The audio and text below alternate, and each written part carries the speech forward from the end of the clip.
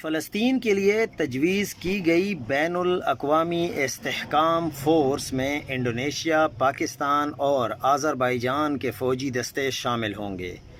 اسرائیلی media Y net کے مطابق اس force کا بنیادی کام فلسطین میں داخلی سلامتی اور پولیسنگ کو برقرار رکھنا، نیز اسرائیل کی سرحدی سلامتی میں مدد فراہم کرنا اور اسلحے کی اسمگلنگ کو روکنا ہوگا۔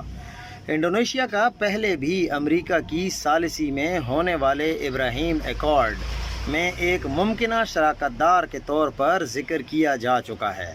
پاکستان، جو ایک جوہری طاقت رکھنے والا مسلم اکثریتی ملک ہے، نے حال ہی میں سعودی عرب کے ساتھ ایک کھلے دفاعی اتحاد میں شمولیت اختیار کر رکھی ہے اور بھارت کے ساتھ اس کا تنازع جاری ہے۔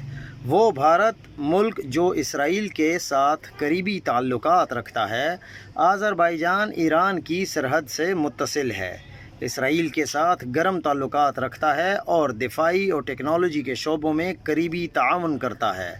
وائی نیٹ سے قبل عالمی چینل پولیٹیکو، 15 اکتوبر، ٹائمز آف اسرائیل، المیادین انگریزی، یروشلم پوسٹ سمیت دیگر عالمی اور عرب میڈیا ہاؤسز 16 اکتوبر کو رپورٹ کر چکے ہیں۔